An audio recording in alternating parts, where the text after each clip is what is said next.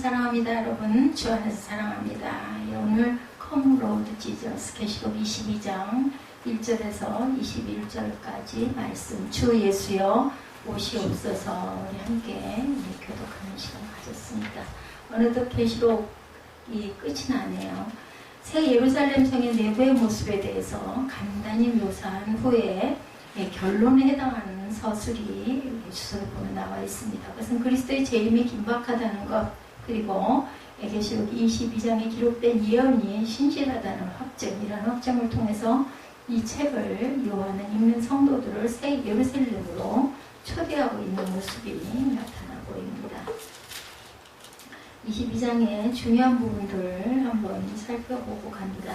내게 줄 상이 있다. 12절에 보면 이렇게 나와 있어요. 이 땅에서 하나님을 섬기고 말씀에 충성한 정도에 따라서 천국에 들어가는 반열이 구별되어 있다.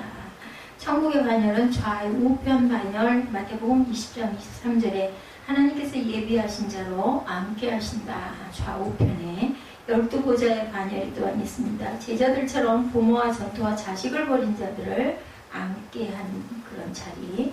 24장로들의 반열이 계시록 4장 4절과 10절에 어떤 사람이 앉게 되는지 정확한 기록이 없고 14만 4천 명의 반열이 계시록 14장 1절에서 5절에 여자와 더불어 더럽히지 아니하고 순결한 자, 어린 양이 어디로 인도하든지 따라가는 자, 속량함을 받아 처음 익은 열매 하나님과 어린 양에게 속한 자, 그 입에 거짓말이 없는 자, 희흠이 없는 자. 거짓말 없는 자가 과연 있을까요? 회개를 해서 또 잘못을 하고 잘못을 하죠. 그래서 계시록 7장 9절에 또 13, 4절에 보면 능히 셀 수 없는 큰 물이 이렇게 말하고 있습니다. 흰옷을 입은 자는 깨끗한 세마포, 계시록 19장 8절에 두루마기를 빠는 자, 오늘 보면 14절이죠. 예복을 입은 자, 오늘 9절에서 14절입니다. 공의의 겉옷은 이사야 6장 61장 10절에 나타나 있습니다. 큰 환란에서 나오는 자에 대한 것들의 순서가 환란, 그리고 재림, 큰 환란에서 나온 자들은 휴거가 되죠. 마태복음 14장 31절. 땅에 남은 자들은 7 대접 심판을 받고 큰 환란을 겪는 부분이 계시록 14장과 15장, 16장에 계속 나타나 있죠. 행한 대로 갚아주리라. 선한 일을 행한 자는 생명의 부활로, 악한 일을 행한 자는 심판의 부활로. 부활은 부활이에요. 그죠? 전도서 12장 13, 4절에 하나님은 모든 행위와 모든 은밀한 일을 선악간에 심판하시리라. 고린도후서 5장 10절에 그리스도의 심판대 앞에 나타나게 되어 각각 선악간에 그 몸으로 행한 것을 따라 받으려 합니다. 이렇게 말씀합니다. 두루마리를 빠는 자 나오죠. 두루마기를 빠는 자. 오늘 보면 14절이죠. 성령으로 예수를 주시라 고백할 때 하나님의 사랑이 우리 안에 어떻게 되어 부음바되어서 사랑의 열매를 맺죠. 이를 두고 야훼께서는 구원의 옷으로 내게 입히시며 공의의 겉옷으로 내게 더하셨다. 이렇게 말씀합니다. 이사야 61장 10절 말씀입니다. 이종 말씀에서 공의의 겉옷은 오늘 본절에서 두루마리와 같은 의미, 그리고 빛나고 깨끗한 세마포, 두루마리를 빤 자들. 그럼 두루마기는 어떻게 빨아야 하나? 어린 양의 피로 빨죠. 깨끗한 세제로 빠는 게 아니라 어린 양의 피로 빱니다. 그리고 계시록 7장 14절에 보면 어린 양의 피에 그 옷을 씻어 희게 하였느니라 이렇게 증거되어 있습니다. 하나님의 말씀으로 빨죠. 계시록 19장 13절에 그가 피 뿌린 옷을 입었는데 그 이름은 하나님의 말씀이라 칭하더라. 이 말씀입니다. 요한복음 15장 3절에 너희는 내가 일러준 말로 이미 깨끗해졌다. 주님의 말씀을 우리가 그대로 입술로 고백해서 깨끗함을 입습니다. 14절에 생명나무가 나오죠. 계시록 2장 7절에 이기는 그에게는 내가 하나님의 낙원에 있는 생명나무의 열매를 주어서 먹게 하리라 증거되어 있습니다. 거룩한 성 19절이죠. 계시록 21장 2절에도 거룩한 성 새 예루살렘. 히브리서 11장 10절에도 이는 그가 하나님의 계획하시고 지으실 터가 있는 성이다 이렇게 증거합니다. 오늘 20절이죠. 주 예수여 오시옵소서. 주 맞을 준비가 이미 다 되어 있습니다. 오십시오. 우리가 손님 맞을 때 어떻게 해요? 잘 준비해놓고 오실 시간을 기다리고 있죠. 이런 것처럼 우리가 맞을 준비가 되어야 합니다. 맞을 준비가 되어 있는 자들은 마태복음에서 3장 7절에서 12절에 회개에 합당한 열매를 맺은 자, 16절에서 20절에 아름다운 열매 맺는 자, 마태복음 7장 21절에서 23절에 아버지의 뜻대로 행하는 자, 24절에 반석 위에 집 지은 자, 그리고 마태복음 13장 24절과 30절, 39절에서 43절에 곡식으로 나타나 있습니다. 마태복음 13장 47절에서 50절에 좋은 것, 의인으로 나타냅니다. 그리고 예복 입은 자, 끝까지 견디는 자, 기름을 준비한 자, 달란트를 남긴 자, 그리고 양들이다. 이렇게 마태복음 3장, 7장, 그리고 13장, 22장, 24장, 25장에 증거되어 있습니다. 예, 주 예수여 오시옵소서. 주 맞을 준비가 되어 있는 우리들의 모습을 이렇게 나타내고 있어요. 새 예루살렘의 내부의 모습에 대해서 우리가 봅니다. 1절에서 5절에 나타나 있죠. 무엇이라고요? 생명나무다. 요한이 보니 수정같이 맑은 생명수의 강이 있고 거기에는 생명나무가 심어져 있었다. 그러죠? 달마다 12가지의 다른 실과가 열린다. 2절에 그게 증거되어 있습니다. 이 생명나무의 모습은 에덴 동산을 연상시키죠. 우리 1, 2절 볼까요? 또가 수정같이 맑은 생명수의 강을 내게 보이니 하나님과 및 어린 양의 보좌로부터 나와서 길 가운데로 흐르더라. 강 좌우에 생명나무가 있어 12가지 열매를 맺되 달마다 그 열매를 맺고 그 나무 잎사귀들은 만국을 치료하기 위하여 했다. 그 이파리는 그 약 치료제로 쓰이고 있다고 하죠. 이것은 바로 예루살렘에서 주어진 생명나무의 영원하고 완전한 축복의 상징이다. 그러한 축복이 환난을 이긴 성도들에게 주어진다라는 거죠. 인간이 타락한 후에 생명나무 실과를 먹지 못하게 되죠. 3장 22절이죠. 창세기. 야훼 하나님이 이르시되 보라 이 사람이 선악을 하는 일에 우리 중 하나같이 되었으니 그가 그의 손을 들어 생명나무 열매도 따먹고 영생할까 하노라 하시고, 그리고 에덴 동산의 강들에 대해서 또한 창세기 2장 10절에 강이 에덴에서 흘러나와 동산을 적시고 거기서부터 갈라져 네 근원이 되었다고 나타납니다. 셋에 들어 왕노릇하는 성도들에 대해서 3절에 그곳에는 다시 저주가 없고 하나님과 그 어린 양의 보좌가 그 가운데 있고 그의 종들이 그를 섬기고 있었다. 3, 4절에 나타나 있습니다. 다시 저주가 없으며 하나님과 그 어린 양의 보좌가 그 가운데 있으니 그의 종들이 그를 섬기며 4절에 그의 얼굴을 볼 터이요 그의 이름도 그들의 이마에 있으리라 말씀합니다. 그리고 그렇게 돼 있고 다시 밤이 없겠고 5절에 등불과 햇빛이 쓸데없고 이는 주 하나님이 그들에게 비치시니라 그들이 세세토록 왕노릇하리라. 하나님이 비치고 계시기 때문에 햇빛이 쓸 데가 없죠. 당연히 빛으로 계신 하나님을 대하고 있으니까 이 모습이 바로 요한이 보는 천국 생활의 결론적 진술입니다. 성도들은 하늘나라에서 영원히 왕노릇을 하며 지낸다. 그리고 또한 우리 성도들에게도 이러한 삶이 기다리고 있다. 그럼 오늘 우리에게 주어진 성도의 역할을 참 감당하고 나아가야 되겠죠. 그리스도로 더불어 1000년 동안 왕노릇한다. 20장 4절이죠. 계시록. 또 내가 보좌들을 보니 거기에 앉은 자들이 있어 심판하는 권세를 받았더라. 또 내가 보니 예수를 증언한 거 하나님의 말씀 때문에 목배임을 당한 자들의 영혼들과 또 짐승과 그의 우상에게 경배하지 아니하고 그들의 이마에 손에 그의 표를 받지 아니한 자들이 살아서 그리스도와 더불어 1000년 동안 왕노릇한다. 성도는 땅에서 왕노릇하죠. 계시록 5장 10절에 그들로 우리 하나님 앞에서 나라와 제사장들을 삼으셨으니 그들이 땅에서 왕노릇하리로다 하더라. 이렇게 말씀하고 있습니다. 계시록의 신실성과 가치에 대해서 증거되어 있습니다. 6절에 천사가 요한에게 이르기를 지금까지 한 바는 모두 신실하고 참되도다 이렇게 말하고 있습니다. 영이 하나님 그의 종들에게 반드시 속히 되어질 일을 보이시려고 그의 천사들을 보내셨도다. 이 말은 신실하고 참된지라 주 선지자들의 영의 하나님이 그의 종들에게 반드시 속히 되어질 일을 보이시려고 그의 천사를 보냈다 이렇게 증거하고 있습니다.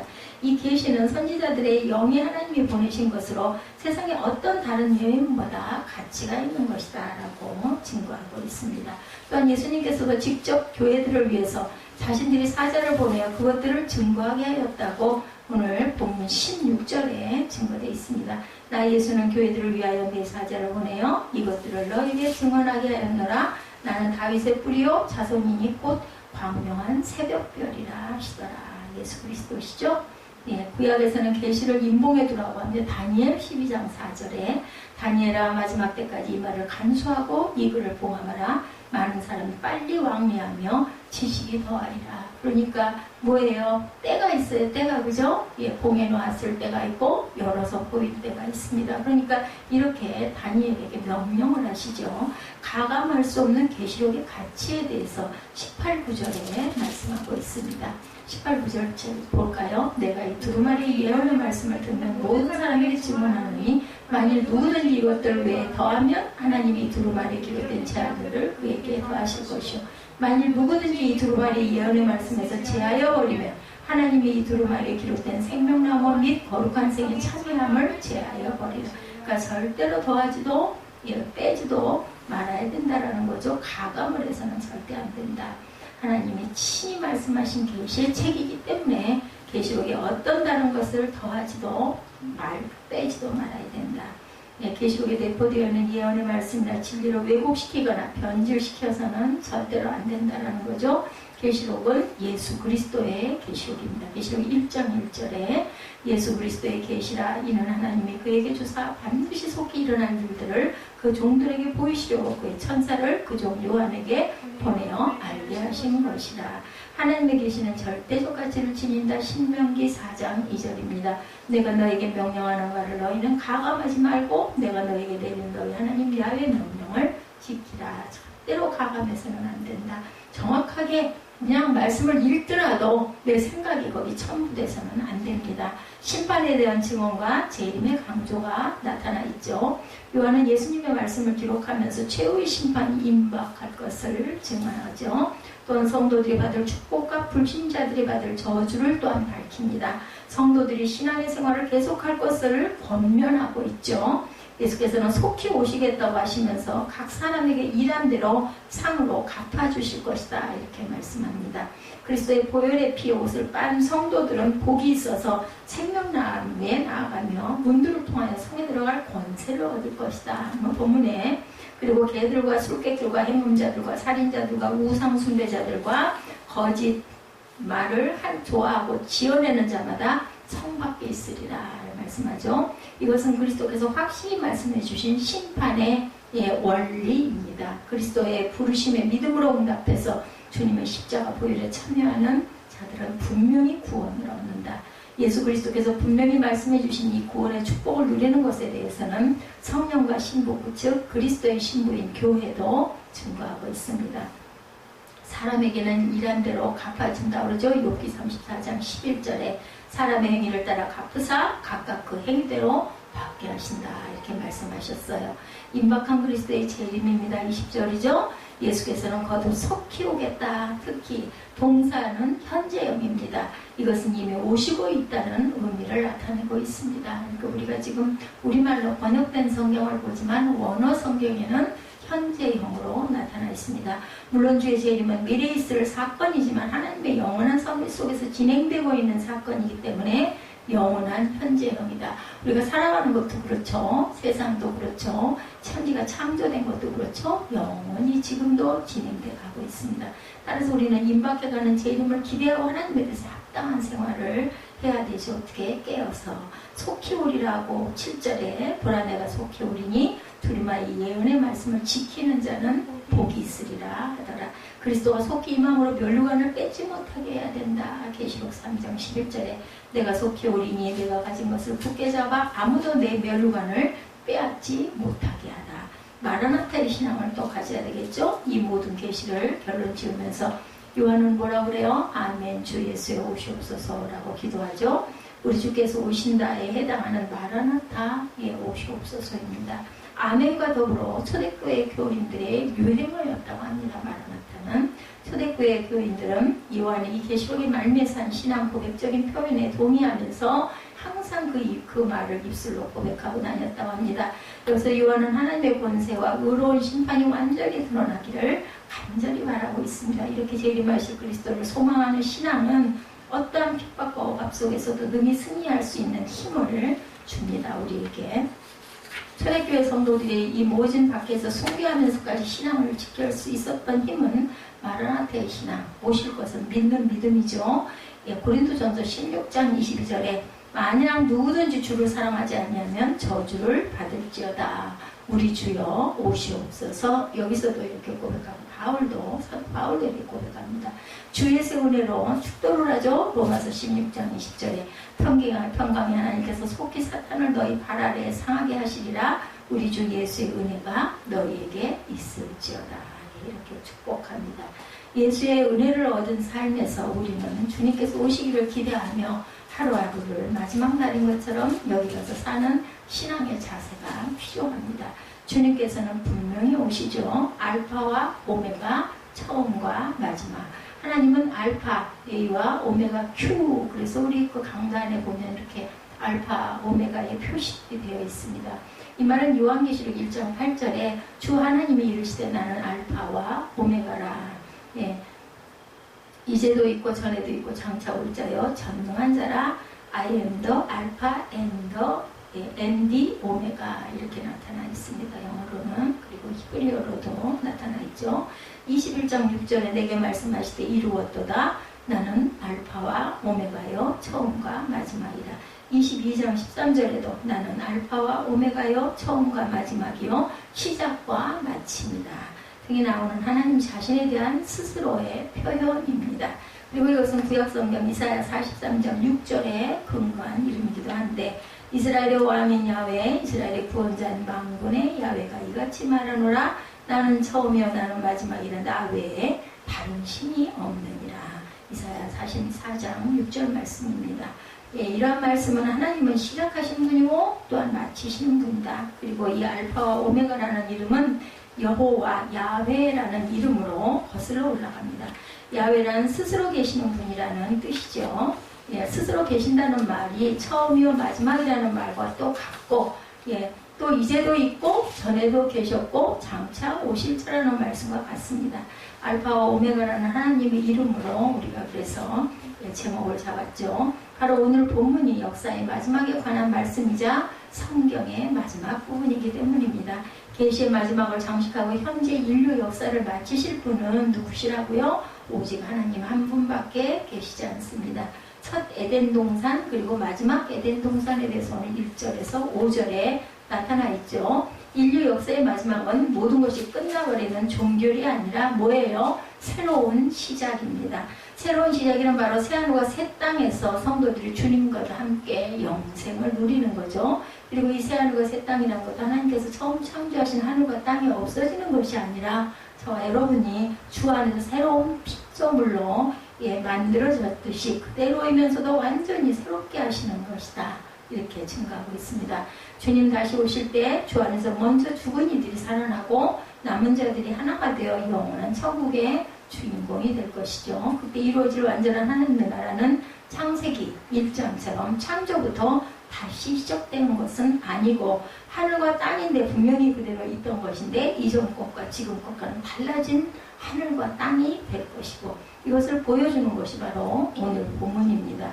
계시록의 마지막 장이죠. 요한계시록의 결론이자 지금까지 받은 모든 계시의 총결산입니다.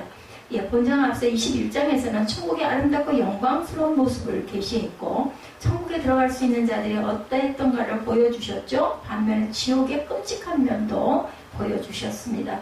한마디로 뜨거운 유황불못이죠. 그들이 지옥에 간 이유는 예수님을 믿지 않았기 때문에 아무것도 없어요. 안 믿었기 때문에. 즉 영원한 하나님의 나라와 영원한 지옥을 나누는 유일한 기준은 오직 예수 그리스도를 믿느냐 안 믿느냐 이겁니다. 장차 이루어질 천국 최종적이고 완전한 나라는 들어본 적이 없는 아주 생소한 나라가 아니고 어디선가 들었고 보았던 것인데 오늘 본문을 보면 1절부터 5절은 장차의 천국의 모습을 설명하고 있습니다. 창세기에 나오는 에덴 동산과 흡사하죠. 또 그가 수정하지 맑은 생명수의 강을 내게 보이니 하나님과 및 어린 양의 보좌로부터 나와서 길 가운데로 흐르더라. 강좌에 생명나무가 있어 12가지 열매를 맺되 달마다 열매를 맺고 그 나무 잎사귀들은 만국을 치료하기 위해 있더라. 1절이죠. 지금 보시는 것이 에덴 동산을 상상하는 그런 그 모습인데 본문이 말하는 장차의 하나님의 나라 새 예루살렘의 모습이 너무나 흡사하고 같습니다. 장차 회복될 천국은 아담과 하와가 범죄함으로 잃어버린 에덴 동산, 에덴 나원이 회복되는 것을 의미하고 있죠. 에덴 동산은 비손, 기원, 히백엘, 유라데 등 4개의 강이 흘러서 동산 주변을 윤택하게 하고 새 예루살렘에도 생명수의 강이 흘러 그것을 아름답게 하고 강 주변을 윤택하게 한다고 말하죠. 지금 보는 이런 모습은 새하늘과 새 땅, 완전한 하나님의 나라가 중심이라고 할 수 있는 새 예루살렘이 흐르는 생명수 강의 상상도입니다. 강물이라고 해서 다 막지도 다 흐른 것도 아닐 겁니다. 척류도 있고 탕류도 있어요. 그래서 보면은 우리 그 이스라엘의 강이 그렇게 맑은 강이 아니라고 해요. 굉장히 탁한 강이라고 그러죠.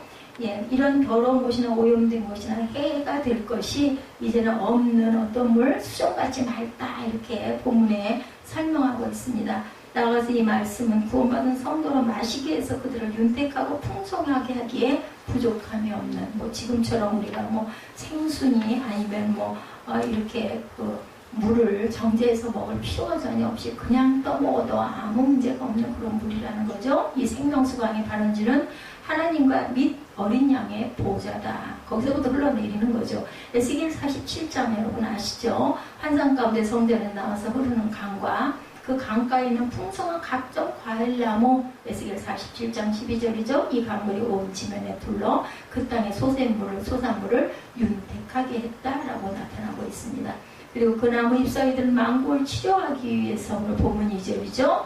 예, 그 나무와 열매와 잎사귀를 생명나무라고 하는 이유는 나무 자체 열매 그리고 잎이 생명을 주기 때문이고 이것은 치료, 회복, 충전 능력과 관련이 있습니다. 그리고 이 나무는 12그루로 달마다 열매를 맺어서 다달이 새로운 생명을 먹게 한다.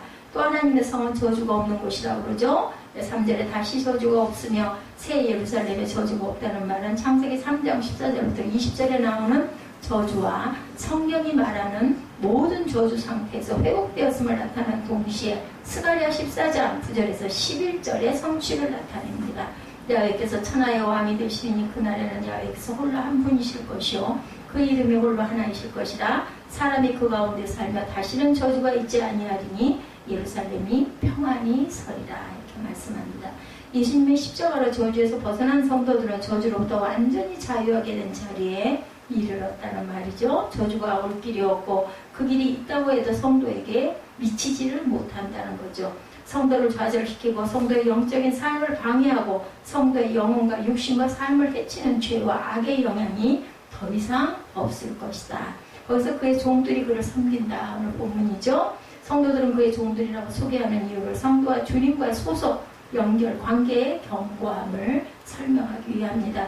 어떤 것으로도 끊을 수 없는 관계이죠. 예, 그리고 그 성도들이 그를 섬긴다는 말은 성도들이 있는 힘을 다해 주님과 주님의 나라를 위해서 일한다는 뜻입니다. 천국은 힘써 일하되 기쁨으로 봉사하는 곳이다. 그리고 그들은 힘들지 않고 하면 할수록 만족하고 즐겁고 예, 보람이 넘친다. 여기서 섬긴다, 라트리우스시는 일반적으로 예배와 관련하여 쓰이는 말입니다. 그의 종들이 그를 섬기며 라는 말은 3절에 결국 새 예루살렘에서 구속받은 하나님의 백성들이 즐겁게 하나님을 예배하는 것이 가장 중요한 일이고 사역의 전부라는 뜻입니다. 기쁨과 감사가 넘치는 예배가 가장 중요한 일이고 어쩌면 사역과 삶의 전부일 수 있다는 거죠. 4절은 그의 얼굴을 볼 터이요. 예, 바울사도는 고린도전서 13장 12절에도 우리가 지금은 거울로 보는 것 같이 희미하나 그때는 얼굴과 얼굴을 대하여 볼 것이요 지금은 내가 부분적으로 하나 그때는 주께서 나를 아신 것 같이 내가 온전히 알리라. 기억나시죠? 하늘나라가 기쁘고 즐거운 것은 거기에 생명수강이 흐르고 아름다운 꽃들이 무성하게 피어있고 생명을 주는 과일이 주렁주렁 달려있는 것 때문만은 아니고 어떤 어둠도 저주도 없는 것이기 때문만도 아니고 거기서의 즐거움 가운데 최고의 즐거움은 주님의 얼굴을 마주보기 때문이다. 주님의 얼굴을 뵙는 것처럼 기쁜 일은 없겠죠. 지금 보시는 것은 아주 다양한 표현된 예수님의 모습들. 그런데 어떤 분은 감히 주님의 얼굴을 사람처럼 그릴 수가 없어서 단순하게 빛나는 빛으로 그린 화가도 있었다고 합니다. 우리가 기대하는 주님의 얼굴은 어떨까요? 어떤 형체이실까요? 저도 빛일 것 같아요. 빛으로. 그리고 또한 저희에게 보여주는 여러 가지의 모습이 하나님으로 비춰지지 않을까. 우리가 기대하는 것은 주님의 얼굴을 직접 뵙는 것, 하나님의 나라에 들어가는 거죠. 찬송가 489장 1절 저 요단강 건너편에 찬란하게 배는 집 예루살렘 새집에서 주의 얼굴 배우리 빛나는 얼굴 그 집에서 주의 얼굴 배우리 한량없는 영광 중에 주의 얼굴 배우리. 사모하는 분들이 이렇게 작사를 해서 곡을 붙인 거죠. 찬란한 예루살렘 새집 영원한 천국의 주님의 얼굴 배우기를 사모하고 살아가시는 하루하루가 되시기 바랍니다. 그날 저와 여러분들이 다 함께 주님을 뵐 수 있기를 축원합니다. 그때가 되면 뭐라 그래요? 오전에 다시 밤이 없겠고 등불과 햇빛이 쓸데없으니 이는 주 하나님의 그들에게 빛이십니다. 5절이죠. 이것은 21장 23절 25절의 반복입니다. 거기에는 삶의 어떤 어둠도 괴로움도 고독도 아픔이나 슬픔도 없다. 21장 23절 5절 한번 볼까요? 23절과 5절 그 성은 해나 달에 비침이 쓸데없으니 이는 하나님의 영광이 비치고 어린 양이 그 등불이 되십니다. 낮에 성문들은 도무지 닫지 아니하니 거기는 밤이었습니다. 사람들이 만공의 영광과 존귀를 가지고 그 일로 들어가겠고 무엇이든지 속된 것이나 가증한 일 또는 거짓말하는 결코 들어가지 못하되 오직 어린 양의 생명책에 기록된 자들만 들어가리라. 이렇게 증가하고 있죠. 24절에도 만국이 그 빛 가운데로 다니고 땅의 왕들이 자기 영광을 가지고 그리로 들어간다 증거합니다. 항상 맑음 즐거운 복된 행복만 있다. 그리고 그런 가운데 성도들은 세세토록 5절에 오늘 보면 5절이죠. 왕노릇할 것이다. 구속받은 성도 하나님의 영원한 통치에 참여한다는 얘기죠. 영원한 천국의 문 재림에 대해서 6절부터 21절까지 나타나 있습니다.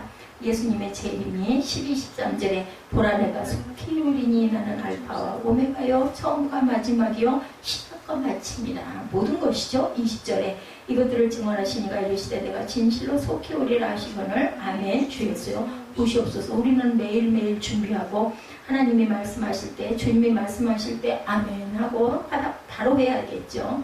구약 성경에서부터 약속된 진정한 천국, 오늘 본문 앞부분에 말씀하고 있는 영원한 하나님의 나라가 이루어지려면 반드시 예수께서 재림하셔야 한다.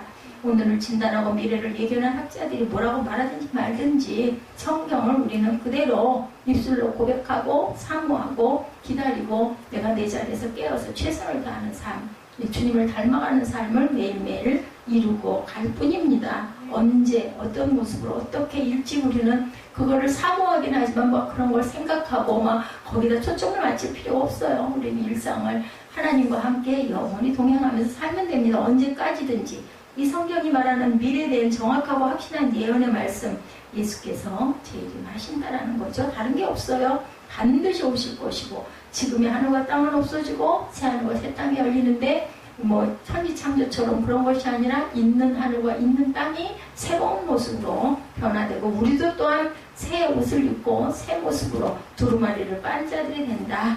그 시기는 주님도 모르신다 해서 아버지만 아신다고 그러죠. 오직 하나님만이 아십니다. 그러나 그렇다고 해서 그날이 멀지는 않았고 임박할 것이다. 근데 하나님이 계산하시는 날짜는 우리가 생각하는 날짜와 같지 않기 때문에 알 수가 없습니다. 10절부터 12절에 또 내게 말하되 이 두루마리 예언의 말씀을 임봉하지 마라. 때가 가까우니라. 불의를 행하는 자는 누구의 다니엘에게는 임봉하라고 그랬어요. 그런데 이제는 임봉하지 말라. 때가 가까우니라. 불의를 행하는 자는 그대로 불의를 행하고 더러운 자는 그대로 더럽고 의로운 자는 그대로 의를 행하고 거룩한 자는 그대로 거룩하게 하라. 보라 내가 속히 오리니 내가 줄 상이 내게 있어 각 사람에게 그가 행한 대로 갚아주리라. 뭐 구약에서만 뭐 죄 있었던 것이 그대로 갚아주지. 신약에서는 그런 게 예수께서 피로 다 씻었으니까 절대로 그런 게 아닙니다. 계시록 신약이에요. 신약 마지막 장에도 분명히 이렇게 말씀합니다. 행한 대로 갚아주리라. 성경을 바로 알고 매일매일 일어나는 일을 주의 깊게 살핀다면 지금 바로 지금 직전의 시대라는 것을 우리가 알 수가 있습니다. 전 세계적인 종말의 징조들이 말하고 있죠. 우리가 뭐 잘 알지는 못하지만 순간순간 들어오는 것들을 보면 정말 이상한 일들이 많이 일어납니다. 뭐를 통해서? 자연재해들을 통해서 나타나죠. 뭐 인도네시아 뭐 순다해협 근처 해변을 덮친 쓰나미, 뭐 쓰나미들이 그렇게 많더라고요. 지진도 막 일어나죠. 막 도시가 완전히 땅속에 묻히기도 하죠. 천여 명이 넘는 부상을, 그 부상당하는 사람들 속에서 어젯밤에 내가 이렇게 부상당해가지고 병원으로 온몸을 꼼짝을 못하게 그렇게 만들어질 줄 알았던 사람은 아무도 없을 겁니다. 계속 이런 일은 일어날 것이다.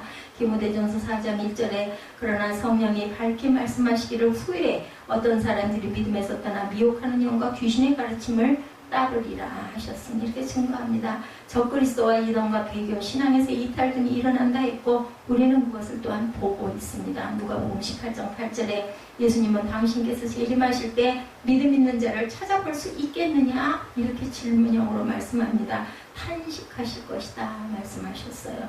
도덕적이고 윤리적인 탈선, 삶과 가정의 붕괴가 또한 잇따를 것이다. 디모데후서 3장 1절에서 5절이죠.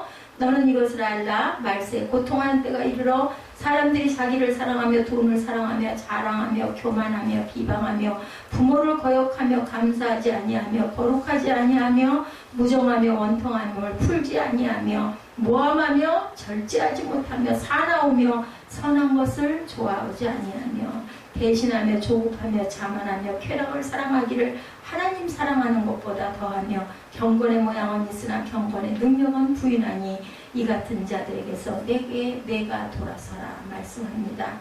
말세를 또 다른 징조적 대대적인 선교 활동이 행해지는 것이기도 하다라고도 이야기합니다. 마태복음 14장 14절입니다. 천국 복음이 모든 민족에 증언되기 위하여 온 세상에 전파되리니 그제야 끝이 오리라. 그래서 마지막 때는 선교 활동이 활발하게 다 들어야 되니까 일어난다라는 거죠.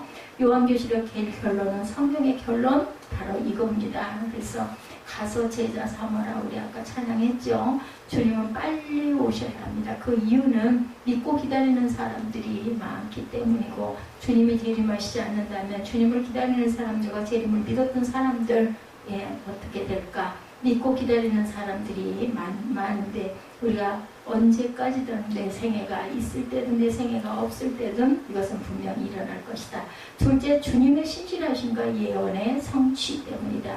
주님 말씀은 1.1획도 틀린 적이 없죠. 우리 성경 전체에서 보면 구약의 모든 성경은 이스라엘의 역사이기도 합니다. 그리고 성경의 모든 예언은 한 점의 오차도 없이 그대로 성취됨을 우리가 압니다. 성경을 통해서. 이제 남은 것은 재림. 그것은 아직 일어나지 않았으니까. 셋째, 심판이 꼭 있어야 하기 때문이다. 의롭게 살면서 믿음을 지킨 사람들은 상급을 받고 불신과 죄악을 일삼던 사람들은 심판을 받는 역사의 마침표는 반드시 지켜야 된다. 넷째, 주님의 재림하셔 우리가 영원한 나라에 또한 들어가기 때문이다. 저와 여러분이 주님의 재림을 소망하는 궁극적인 이유, 또한 우리 부모가, 우리 조상, 우리 선조들이 피 뿌린 나라를 지키다가 그저 순국의 영령들이 좋은 상을 받아야 되지 않겠습니까? 주님의 재림하셔 영원한 하늘나라가 이루어지기 때문이다. 마라나타, 주 예수여 오시옵소서.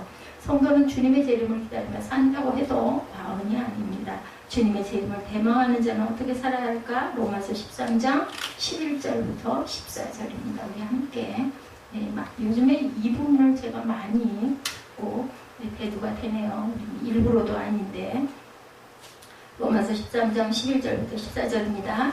또한 너희가 이 시기를 알거니와 자다가 깰 때가 벌써 되었으니 이는 이제 우리의 구원에 처음 믿을 때보다 가까웠습니다.